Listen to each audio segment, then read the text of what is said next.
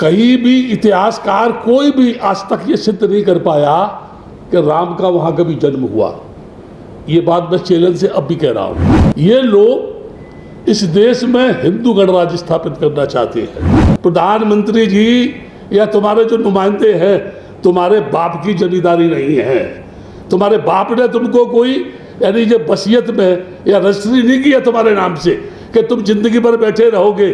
गुरु कहता है बुद्ध ने इस देश को नपुंसक बनाया, बुद्ध ने नहीं, इस देश के देवता नपुंसक है, उन्होंने ही लोगों को नपुंसक बनाया। इस देश का नौजवान जब खूंखार होगा तो पेड़ों से बांध के तुमको मारेगा और तुमको बचाने वाला ही पैदा नहीं होंगे।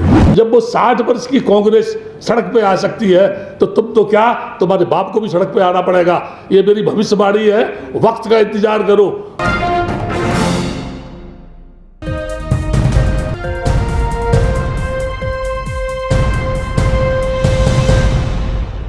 गुरुद्वारे की व्यवस्था सिख लोग करेंगे, चर्च की व्यवस्था ईसाई लोग करेंगे, मंदिर की व्यवस्था वो पंडित पुजारी करेगा और बुद्ध विहार की व्यवस्था जो है भिक्षु करेंगे।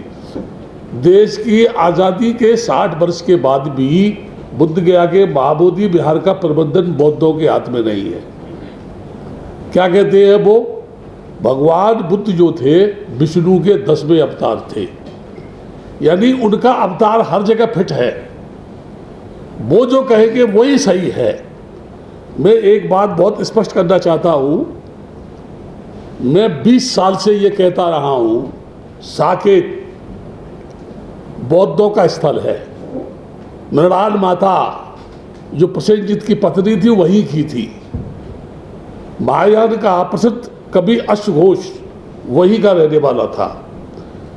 कहीं भी इतिहासकार कोई भी आज तक ये सिद्ध नहीं कर पाया कि राम का वहाँ कभी जन्म हुआ। ये बात मैं चैलेंज से अब भी कह रहा हूँ। कोई भी इतिहासकार अगर सिद्ध कर दे कि वहाँ राम पैदा हुआ तो मैं आज भी चैलेंज दे रहा हूँ। वहाँ रामलीला रखे गए सब जानते हैं, किसने रखे ये भी सब जानते हैं, दरवाज़ा किसने बंद किया ये भी सब जानते हैं, दरवाज़ा किसने खोला ये भी सब जानते हैं। और उस बुद्ध स्थल को उस पुष्पित शुंग ने, जिसने भिक्षुओं का कत्लेआम कराया था 2,500-3 हज़ार वर्ष पहले 100 दीनार दे करके, आज उतने वर्षों के बाद उसी साकेत नगरी का विध्वंस करके वहाँ राम मंदिर की स्थापना कर दी और बड़ी हरदर्मी के साथ। और उसमें भी मैं ये कहना चाहता हूँ कि जो ट्रस्ट बना या जो कुछ भी हुआ, जो लोग लड़ने वाले थे उन पर छोड़ने के बजाय सरकार ने उसका ट्रस्ट बनाया और पूरी तरह से सरकार उसमें सम्मिलित है, भागीदारी है उसके अंदर। ये लोग इस देश में हिंदू गणराज्य स्थापित करना चाहते हैं।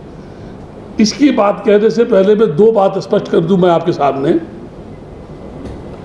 डॉक्टर अंबेडकर, जिन्हें दुनिया के लोग बोध सत्य के नाम से जिन्होंने नवाजा, बौद्ध लोगों ने, उन्होंने भारतीय संविधान की रचना की, सब लोग जानते हैं। कभी कभी ये भी बात आती है सुनने में कि उन्होंने संविधान नहीं बनाया, वो तो उसकी प्रारूप समिति के अध्यक्ष थे। मैं यहाँ ये 2 चीज़ स्पष्ट कर रहा हूँ। जिस समाज में, जिस माहौल में, जिन परिस्थितियों में डॉक्टर अंबेडकर का जन्म हुआ, जो अपमान, जो जलीलत उन्होंने अपनी ज़िंदगी में भोगी, तो उनके दिमाग में प्रश्न था, आम आदमी की तरह से इंसान होने के बाद भी क्या कारण है कि मेरे साथ अनटचेबिलिटी का व्यवहार किया जाता है? इसका मूल कारण क्या है?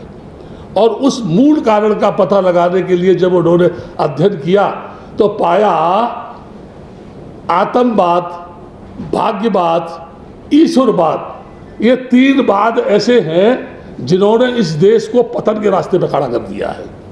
अभी कुछ शंकराचार्य सिर्फ रहे जिनको जगत गुरु कहा जाता है। मैं इस देश के बड़े बड़े पंडितों से पूछता हूँ, नेताओं से पूछता हूँ, मनीषियों से पूछता हूँ, हिंदू धर्म की स्थापना करने वाले लोगों से पूछता हूँ, कितने लोग दुनिया के उनको गुरु मानते हैं? कोई मुझे बताए। फिर वो जगत गुरु कैसे हो गए? यानी ये कहे तो वो जगत गुरु भी हो जाएंगे, परमात्मा हो जाएंगे, भाग्य के निर्माता हो जाएंगे, सृष्टि के रचयिता हो जाएंगे। और जब इनसे ये पूछा जाएगा कि तुम्हारे परमात्मा ने सृष्टि की रचना किस जगह बैठकर किस धातु से किस सांचे में ढाल करके इंसान के पुतले को बनाया, तो इनके बाप भी जवाब नहीं दे पाएंगे। मैं यहाँ ये बताना चाहता हूँ, बाबा साहब ने जब संविधान लिखा तो बहुत सारी बातें जो उनके दिमाग में थी, वो जानते थे कि इस देश में आम आदमी की स्थिति क्या है। इसलिए उन्होंने संविधान बनाते समय सामाजिक न्याय, बौद्धों का मौलिक अधिकार, गरीबी का उन्मूलन, अच्छी शिक्षा प्राप्त हो, लोग जो है एजुकेटेड हो, टेक्निकल माइंड के लोग बने, इंजीनियर बने। ये देश का दुर्भाग्य है कि जब कोई जहाज, दुनिया का कोई जहाज ये खरीदते हैं, हमारे देश के मूर्ख मंत्री नींबू रख करके नीचे उसकी पूजा करते हैं। और अभी अभी ये जो आप कोरोना वायरस चल रहा है, देश का प्रधानमंत्री कहता है ताली बजाओ, देश का प्रधानमंत्री कहता है ताली बजाओ, है ना। और मैं क्या कहता हूँ, 33 करोड़ देवता एड़ी चोटी का जोर लगाएं, उनके बाप भी इसको नहीं रोक पाते, तो किस बात के है, निकम्मे हैं, नालायक है वो जो है। और जब ये कहा जाता है, जगत गुरु कहता है बुद्ध ने इस देश को नपुंसक बनाया, बुद्ध ने नहीं, इस देश के देवता नपुंसक है, उन्होंने ही लोगों को नपुंसक बनाया। काश उनको बुद्धिजीवी होने की शिक्षा दी गई होती, काश उनके माइंड को डेवलपमेंट किया गया होता, तो मैं समझता हूँ ये जगत गुरु को ये बात कहने की आवश्यकता नहीं थी। ये पार्लियामेंट जो है, जिसमें कभी गरीबी की उन्मूलन की चर्चा होनी चाहिए, कभी देश में शिक्षा का एक उच्च स्तर पहुंचाने की बात होनी चाहिए, बेरोजगार लोगों की रोजगारी प्रदान हो, उनको इसकी बात की चर्चा करनी चाहिए, अच्छे विद्यार्थियों का निर्माण हो, इसकी चर्चा करनी चाहिए, अच्छी पैदावार हो, उसकी चर्चा करनी चाहिए। बजाय इसके एक दूसरे के आरोप प्रातरूप, लोगों के ऊपर मान अपमान, एक दूसरे के ऊपर आरोप लगाते हैं। वो कहते हैं तू चोर है, वो कहता वो चोर है। मैं समझता हूँ चोर मंडली इकट्ठी होकर के पार्लियामेंट में बैठी हुई है, जो पार्लियामेंट की बात को समझती नहीं, संविधान को समझती नहीं, संविधान के कानून को नहीं समझती। बुद्ध ने कहा था कभी, भूख सबसे बड़ा रोग है। यह हमारे देश में अन्न कौन उत्पन्न करता है?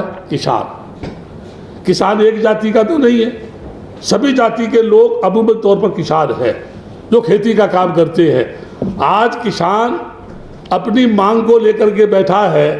मैं अपने अनुभव के आधार पर कह सकता हूँ, बुद्ध गया महाबोधि विहार की मांग को लेकर 6 महीने जंतर मंतर पर जब धरना दिया था, तब जाकर के इंद्रजीत गुप्त ने मेरी बात को समझा था और पहली बार बुद्ध गया के महाबोधि विहार में सेक्रेटरी बन दिया उसको। इनको कितना समय हो गया इस आंदोलन को लेकर के। जो रोटी देने वाला है, जो तुमको जिंदा रखने वाला है, जो तुमको वस्त्र देने वाला है, जो तुमको जिंदा रखता है, वो तुम्हारे दरवाजे पर बैठकर न्याय मांग रहा है और तुम तानाशाह बन के बैठे हुए हो। मैं अपने अनुभव पे बता रहा हूँ, स्प्रिंग को जितनी ताकत के साथ नीचे हम दबाएंगे, कुछ समय के बाद उतनी ही ताकत से वो जंप करेगी और दबाने वाले को कई फुट ऊपर उठा के फेंक देगी। ये जितने भी लोग आंदोलन कर रहे हैं, मैं सरकार के लोगों को जागरूक कर रहा हूँ। एक दिन ऐसा आएगा कि जब ये समस्याएं बढ़ती चली जाएंगी, आप बेचते चले जाएंगे, रेल बेचेंगे, आप हवाई अड्डे बेचेंगे, अपनी नई नीति अप्लाई करेंगे, किसी भी तरह से हिंदू धर्म स्थापित करेंगे, जबरदस्ती थोपने की कोशिश करेंगे, तो एक दिन ऐसा आएगा कि इस देश का नौजवान जब खूंखार होगा तो पेड़ों से बांध के तुमको मारेगा और तुमको बचाने वाला ही पैदा नहीं होंगे। इसलिए उससे मैं कहना चाहता हूँ कि जो भी हमारे देश की समस्या है, उनका समाधान करना ये सरकार का काम है। और जब सरकार समाधान नहीं करती है, तब जनमानस सड़क पे उतरता है और जनमानस सड़क पे उतरने के बाद अपने फंडामेंटल राइट की मांग करता है। मैं इस मंच से, चाहे किसानों का आंदोलन हो, चाहे लोगों की बेरोजगारी की बात हो, जितनी भी समस्याएं हैं इस देश में, उनके समाधान में अगर पूरे देश में जन आंदोलन शुरू होता है तो कंधे से कंधा मिलाकर पूरे देश के भिक्षुओं के साथ मैं उसका समर्थन ही नहीं करूंगा, बल्कि उसमें आगे आगे चलूंगा और जब तक चलूंगा जब तक कि वो समस्या हल नहीं हो जाती। मेरा ज़्यादा मैं व्याख्या नहीं देना चाहता, क्योंकि अभी मैंने टाइम मांगा था प्रधानमंत्री से, उन्हीं के किसी आदमी के माध्यम से तो उन्होंने कहा जो शख्स मुझको गालियां देता है और आप मुझे उनसे मिलवाना चाहते हैं, अगर सामने मुलाकात हुई तो मुझे और ज़्यादा गालियां देगा। यानी मैं गाली देता हूँ, मैंने कौन सी गाली दी है यहाँ पर जो है, लेकिन मैं ये ज़रूर कहता हूँ प्रधानमंत्री जी या तुम्हारे जो नुमाइंदे हैं, तुम्हारे बाप की जमींदारी नहीं है। तुम्हारे बाप ने तुमको कोई यानी जो वसीयत में या रजिस्ट्री नहीं किया तुम्हारे नाम से कि तुम जिंदगी भर बैठे रहोगे। जब वो 60 वर्ष की कांग्रेस सड़क पे आ सकती है तो तुम तो क्या, तुम्हारे बाप को भी सड़क पे आना पड़ेगा। ये मेरी भविष्यवाणी है, वक्त का इंतजार करो, वो दिन दूर नहीं कि जब तुमको सड़क पे आना पड़े। और जब तुम सड़क पे आ जाओगे तो ऐसी स्थिति होगी 2 टके में भी तुमको कोई नहीं पूछेगा। इससे अच्छा ये है कि होश में आओ और किसान आंदोलन की जो समस्या है उसका ही समाधान न करने के यानी करने के साथ साथ जो लोग भी बेरोजगार हैं उनको रोजगार दो और नई नई टेक्निक निकाल करके इस देश का विकास करो, तभी देश का विकास होगा, तभी तुम एक अच्छे प्रधानमंत्री साबित होगे।